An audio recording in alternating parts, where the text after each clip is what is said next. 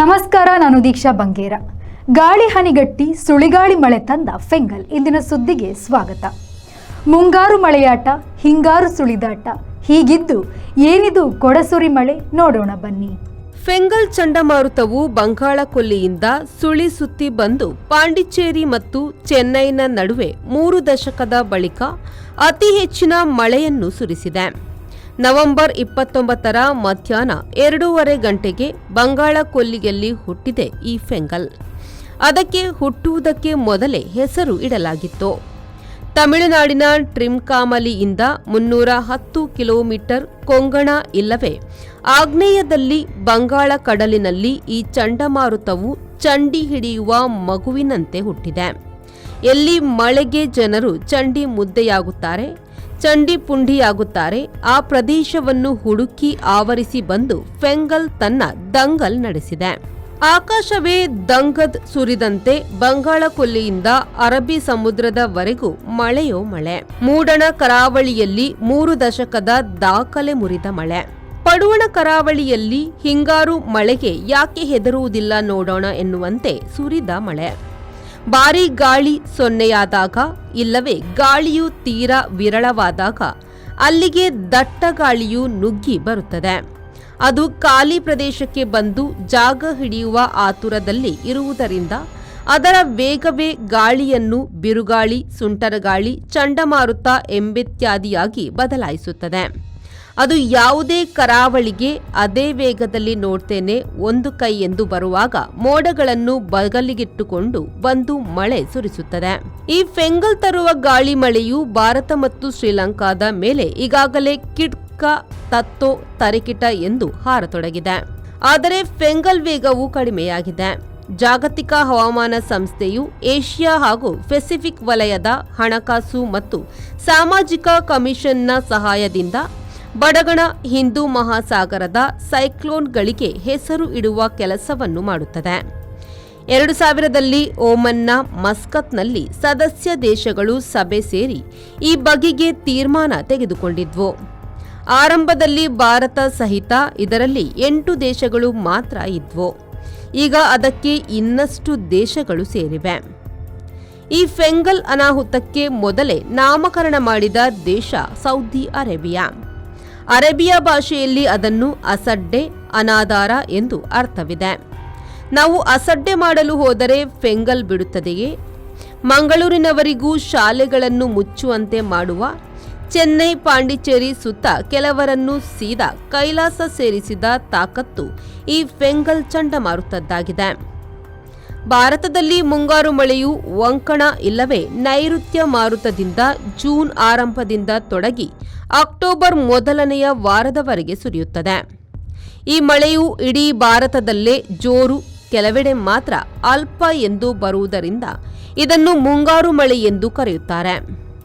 ಇಡೀ ದೇಶಕ್ಕೆ ಇದು ಸುರಿಯುವುದರಿಂದ ಇದನ್ನೇ ಮಳೆಗಾಲ ಎನ್ನಲಾಗುತ್ತದೆ. ಹಾಗೂ ಬಹಳಷ್ಟು ಕಡೆ ಈ ಮಳೆಗಾಲದ ಬೆಳೆಯನ್ನು ವರುಷದ ಮೊದಲ ಬೆಳೆ ಎಂದು ಹೇಳುವುದಿದೆ. ಹಿಂಗಾರು ಮಳೆಯು ಕೊಂಗಣ ಇಲ್ಲವೇ ಸೌತ್ ಈಸ್ಟ್ ಗಾಳಿಯಿಂದ ಅಕ್ಟೋಬರ್ 2ನೆಯ ವಾರದಿಂದ ಮೊದಲ್ಗೊಂಡು ಜನವರಿಯವರೆಗೂ ಬರುತ್ತದೆ.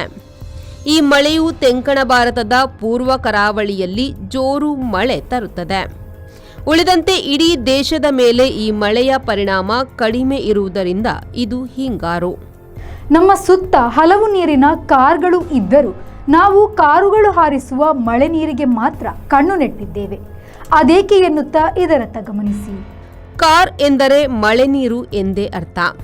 ಅದರಿಂದಲೇ ಕಾರ್ ತಿಂಗಳು, ಕಾರ್ ಹುಣ್ಣಿಮೆ, ಕಾರ್ ಪ್ರದೇಶ, ಕಡೆಕಾರ್ ಎಂದು ನೂರಾರು ಶಬ್ದಸಾಗರವು ಈ ಕಾರ್ನಿಂದಾಗಿ ಹುಟ್ಟಿಕೊಂಡಿವೆ. ಇನ್ನು ಮಳೆ ಜೋರು ಬಂದು ರಸ್ತೆಯಲ್ಲಿ ನೀರು ನಿಂತಾಗ ಕಾರುಗಳು ನೀರು ಹಾರಿಸುವುದಕ್ಕೂ ಕಾರ್ಗೂ ಏನೂ ಸಂಬಂಧವಿಲ್ಲ. ಪಶ್ಚಿಮಾಭಿಮುಖಿ ಉಷ್ಣವಲಯದ ಉಷ್ಣ ಮಾರುತದ ಕಾರಣದಿಂದ ಹಿಂಗಾರು ಮಾರುತ ಬೀಸುತ್ತದೆ.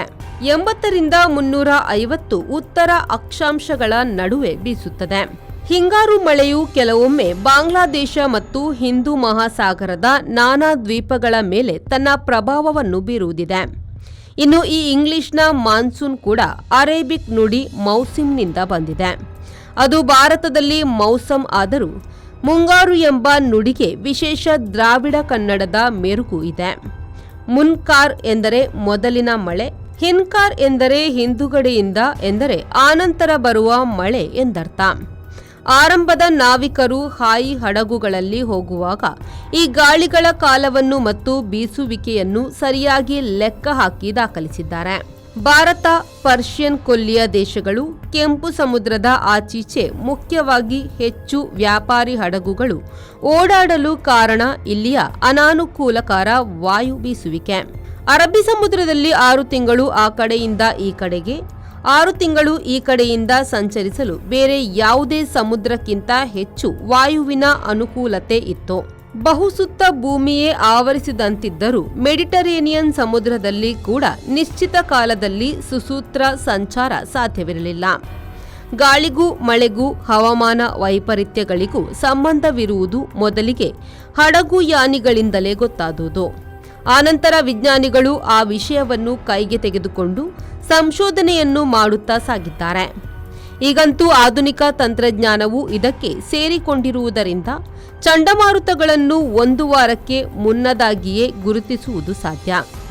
ಅದು ಯಾವ ದಾರಿಯಲ್ಲಿ ಬೀಸುತ್ತದೆ, ಎಷ್ಟು ವೇಗದಲ್ಲಿ ಬೀಸುತ್ತದೆ, ಸಮುದ್ರದಲ್ಲಿನ ಅದರ ವೇಗ ನೆಲ ಮುಟ್ಟುವಾಗ ಎಷ್ಟು ಕಡಿಮೆಯಾಗುತ್ತದೆ, ಹೀಗೆ 10 ವಿಷಯಗಳನ್ನು ಹವಾಮಾನ ತಜ್ಞರು ಮುನ್ನದಾಗಿಯೇ ಕಂಡುಂಡು ಎಚ್ಚರಿಕೆ ನೀಡಬಲ್ಲರು. ಈ ಮಾನ್ಸೂನ್ಗಳು ಉಷ್ಣವಲಯ ಪ್ರದೇಶದಲ್ಲಿ ಹುಟ್ಟುತ್ತವೆ. ಮಳೆಗಾಲದ್ದನ್ನು ಸಂಶೋಧಕರ ಮೂಲಕ್ಕೆ ತಕ್ಕಂತೆ ಸಮ್ಮರ್ ಮಾನ್ಸೂನ್ ಎಂದು, ಆನಂತರದ್ದನ್ನು ವಿಂಟರ್ ಮಾನ್ಸೂನ್ ಎಂದು ಹೇಳುತ್ತಾರೆ. ಎಲ್ಲ ಮಾನ್ಸೂನ್ ಮಾರುತಗಳು ಉಷ್ಣವಲಯ ಪ್ರದೇಶದ ಕಡಲು ಸಾಗರಗಳಲ್ಲಿ ಹುಟ್ಟುವವುಗಳಾಗಿವೆ. ಆದರೆ ಹೆಚ್ಚು ಆದಿ ಸಂಶೋಧನೆ ಅರಬ್ಬರಿಂದ, ಆಧುನಿಕ ಸಂಶೋಧನೆ ಯುರೋಪಿಯನರಿಂದ ಆಗಿದೆ. ಇದರಲ್ಲಿ ಕೆಲವು ಸಹಗಾಳಿಗಳು ಇರುತ್ತವೆ. ಅವುಗಳನ್ನು ಕವಲು ಗಾಳಿ ಎನ್ನುವರು. ಪಸೆ ತುಂಬಿದ ಗಾಳಿ ಮತ್ತು ಹನಿಗಳು ಉಂಟಾಗುವಿಕೆ ಮಳೆ ಬರಲು ಕಾರಣವೆನಿಸಿವೆ. ಎಲ್ಲ ಸೈಕ್ಲೋನ್ಗಳು ಹಾಗಾಗಿ ಮಳೆ ತರುತ್ತವೆ. ಪಸೆ ತುಂಬಿದ ಗಾಳಿ ಮತ್ತು ಹನಿಗಟ್ಟುವುದು ಮಳೆ ತಂದರೆ ಅದಕ್ಕೆ ಗಾಳಿಯ ದಿಗಿಣ ಸೇರಿದರೆ ಸೈಕ್ಲೋನ್ ಮಳೆ ಸುರಿಯುತ್ತದೆ. ಹಾಗಾಗಿ ಹುಷಾರಿಂದ ಗಾಳಿ ಹನಿಗಟ್ಟಿ ಸುಳಿಗಾಳಿ ಮಳೆ ತಂದ ಫೆಂಗಲ್ ಇಂದಿನ ಸುದ್ದಿಯನ್ನ ಇಲ್ಲಿಗೆ ಮುಗಿಸೋಣ. ಇದಿಷ್ಟು ಇವತ್ತಿನ ಸುದ್ದಿ. ಮುಂದೆ ಇನ್ನಷ್ಟು ಸುದ್ದಿನ ನಿಮಗೋಸ್ಕರ ತಗೊಂಡು ಬರ್ತೀವಿ. ಅಲ್ಲಿವರೆಗೂ ನೋಡ್ತಾ ಇರಿ V4 ನ್ಯೂಸ್.